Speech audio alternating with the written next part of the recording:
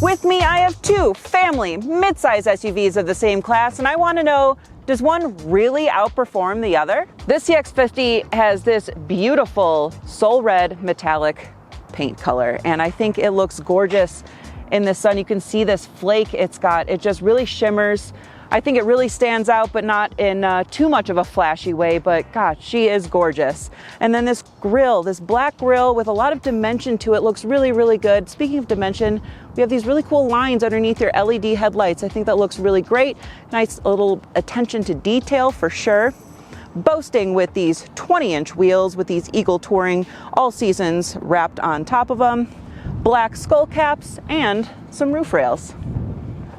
Under the hood of the CX-50, we have a 2.5-liter twin-scroll turbo, 6-speed automatic, pushing out 227 horsepower and 310 pound-feet of torque. Alrighty, driving the CX-50 turbo. You know, she's got 227 horsepower, which isn't a whole lot to be super excited about, but that turbo, she's got some kick, especially up here at elevation. You know, it feels really, really good, especially for, you know, a mid-size SUV. This would be perfect for hauling around some kids or just yourself. You know, you're not buying this car to race around, you know, so there's plenty of pep for you. Steering feels pretty comfortable, you know, relatively tight, not really loosey-goosey going around these corners. I feel like I'm in control and the vehicle's very reactive to what I'm trying to do. You know, going through these turns, it feels great. No body roll. Very, very happy with that so far. Let's give it a little bit of go and see how she does. Yeah, okay. All right, Mazda. That's pretty good. I'm pretty happy with that. Again, nothing to boast about. This isn't some race car, but it's pretty good for, you know, a mid-size SUV.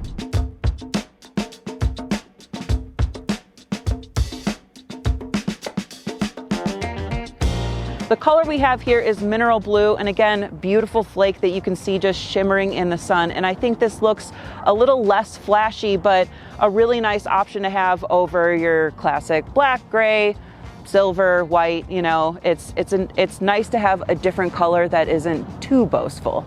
Over here we have these really, really cool updated headlights. These are your 4 main headlights, and then these are your running lights and your blinker lights that are integrated really nicely into this black dimensional grille. Got these cool black two-tone 19-inch wheels wrapped with these Continental Cross Contact all-season tires. And back here we have the same kind of interesting design in the back with these really cool wrapped taillights. You don't see stuff like this too often. And underneath here you'll see we also have a space saver spare, always something great to have. Under the Kia, we have a turbocharged 1.6 GDI hybrid powertrain with a 6-speed automatic. She's pushing out 227 horsepower and 258 pound-feet of torque. Now behind the wheel of the Sorento hybrid. And right off the bat, I gotta say, this feels so much different than the CX-50 turbo. It really does feel like I'm riding on a cloud. It feels much quieter in here. It is incredibly smooth. Kind of blown away by the differences here. Now, granted, I will say I do like the sporty feeling that the CX-50 gives me, you know, with that twin scroll turbo. But this just has kind of a more, I don't know, opulent feel to it. I really feel a difference immediately. Like I said, it is very quiet. It is very comfortable, very smooth. It's really absorbing all of the imperfections in the road, like the cracks, the bumps, everything. I feel like I'm really not inconvenienced by any of them at all. But let's see how it performs going around some turns. Feel a little bit of body roll. Let's see if I can get another one that's a little more. So I would say it's not as reactive as the CX-50. I don't want to say lag by any means, but it certainly has a more, you know, comfy, luxurious feel to it rather than like tight, sporty handling. But let's see what its acceleration is.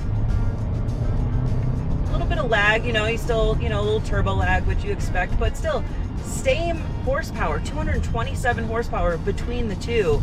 And the Mazda just seemed a little more peppy, a little more reactive to the accelerator. And, going around turns does not seem as fun in this. It seems more comfortable for sure, but it's not as I feel like I'm turning on a rail like in the CX-50.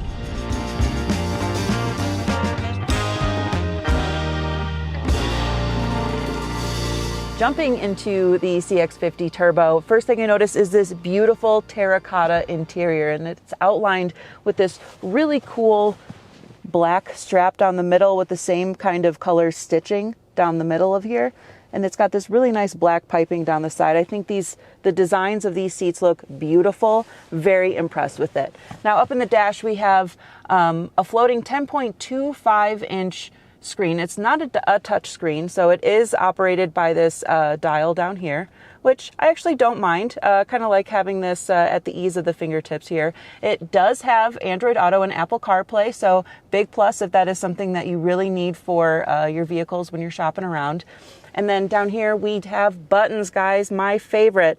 All the buttons for your HVAC controls, your ventilated and heated seats, which is something I always like to see. And then good switches, good knobs, toggles, beautiful. Down here we do have some piano black, which is not my favorite, but it's not everywhere. So I am happy to see that it isn't also on the dash, because once you start putting it on the dash, it becomes to be too much. But on here, we actually have some really nice soft press padded leather dash with the same stitching in here. I think it looks great, integrated beautifully, very nicely done. We got a couple cup holders up here, really nice chunky gear selector here. Love to see something just simple and easy to use. Your drive mode selector here, and we have a nice little hidden phone charger pad as well. Coming to the rear of the CX-50 Turbo, good amount of legroom. I have to say, for being a mid-size SUV, I was kind of expecting maybe to be a little more cramped, but man, this is actually pretty spacious back here, and decent amount of headroom as well. We do have some really nice heated seats. We've got some USB-Cs. No temperature controls back here, but you do still have your air vent controls as far as where it is going to be going and how much air is going to be coming out. Would have been nice to be able to actually adjust the temperature, but c'est la vie. Do have a nice little armrest cup holder vibe here. Pretty good squish, actually. Very happy with that. Very comfortable. I always hate to see when the center rests are really stiff, it doesn't give too much comfort, but really happy to see the squish factor on there. And then you can see they kept up with the really nice design on the rear seats too. They didn't cheap out in the back here. I'm really happy to see the quality of the interior continue in the back seat. All right, let's see how the suspension feels. Got a couple of my favorite railroad tracks coming up here. One's a little worse than the other. First one's pretty bad. I feel like another one coming. It's actually pretty nice. It's not too bumpy, I feel like it is absorbing a lot of these cracks and bumps pretty well, but again, nothing that I'm blown away by, I would say. When it comes to quietness in the CX-50 Turbo, it's okay. I definitely hear some road noise. It is relatively pretty windy out, so I can definitely hear, a lot of gusts of wind going up against the car. But it does still keep me pretty secluded from everything else. I don't feel like a lot of wind noise coming through the car, a lot of whistling or anything like that. I think it still has some great dampening to it. Relatively pretty pleased with at least how quiet it is in this car.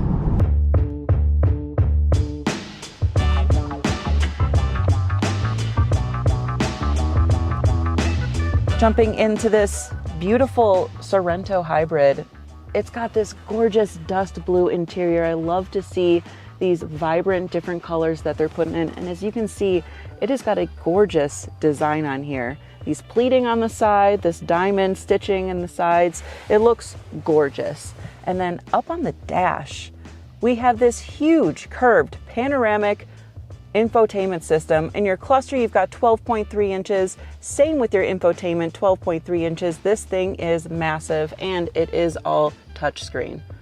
Now, if you come down here, unfortunately, no buttons, wah. So if you want to adjust your climate settings, good to go. You know, you're gonna adjust your settings with these little knobs for the passenger and driver side, and then click this button over here, and it's gonna go into your infotainment settings as well. The downfall is if you are in the climate settings and you wanna turn your music down really quick, you're gonna wanna do that, but you're just gonna make yourself really cold. You're not actually gonna do anything. So then you have to go over here, or you have to click down the button really fast. I don't know. I feel like that's kind of a goofy situation. I feel like they could have had some room to make just a volume knob, you know, but this is what you're working with. Under this obviously dust-covered piano black cubby, we've got a couple USB-C ports and a wireless charging pad. Love to see it. And then a little bit of extra room. And I like that this can be hidden. That's a nice little feature. Onto the sides here, we do have a toggle switch for your heated and ventilated seats. I do like that these aren't separate switches. I feel like you're adding more buttons when just a simple toggle feature like this is sufficient enough, and love to see it. Coming down here, we've got another interesting gear selector dial. While it does look beautiful, I wish it was just a little bit different. You have to give it kind of a hard press to the right for drive, and then another soft and then hard press to the left for reverse. Obviously push to park. It's okay. You know, I do kind of prefer just the simple clunky gear selectors in the center console, or even the up and down shifters on the stalks. But you know, the gear selector dials aren't bad. It's just, it's too much sometimes, you know? Here you do have a center locking diff and a couple different drive modes such as Sport, Eco, Snow, and Smart. Jumping into the back of the Sorento Hybrid. God, I feel like this is so luxurious. Getting a better, closer look at this dust blue continued onto the back seats. This just looks so nice, and honestly, it's comfortable. And then my favorite thing, we got some peasant blockers on the back here too. Get a little bit of shade for the folks in the back. Love to see it. Starting with the cup holders here, love to see it on the door, because since we have captain seats, there's no center armrest for cup holders. And then we also don't have it down here, and I love to see that as well, because look how flat this floor is. It offers so much more room for activities, if you will. Got really cool vent adjusters here, but again, no temperature controls for the folks in the back, but that is okay because this is still pretty neat. And then we've got a couple different charging options back here as well. Household outlet, how neat is that? To jump into the third seat, we have this nice little quick release button on the top of the second row seat here. And I'm just gonna scoot on back. Oh, these seats are actually really comfortable too. Oh, this is a great amount of legroom. I'm actually pretty impressed. They could even lean back a little bit more. I mean, I'm 5'7" for reference, so I'm not the tallest person, but I'm not exactly super short, but I could make this work, you know, maybe not for like a super long road trip, but listen, if you're buying this car, it's probably because you've got a bunch of kiddos and they're probably not all 5'7". So got the same nice quality all the way back in the third row as well. I love to see that it doesn't lose its quality as it goes back in different rows. And then we've got even USB-C ports for the kiddos in the third row. And we've got a couple little cubbies back here too.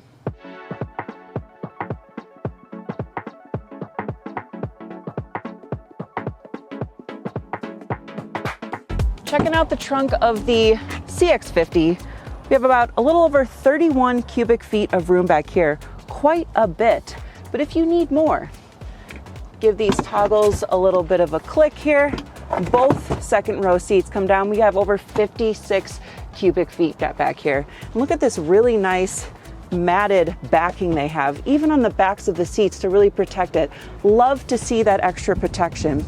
And under here, we've got your space saver spare. Checking out the trunk of the Sorento. Behind this third row, we have about 12 cubic feet of cargo space. But listen, you can pop this third row down pretty easily. And then we're jumping up to 38 cubic feet. You need more, you say? A couple clicks of a button.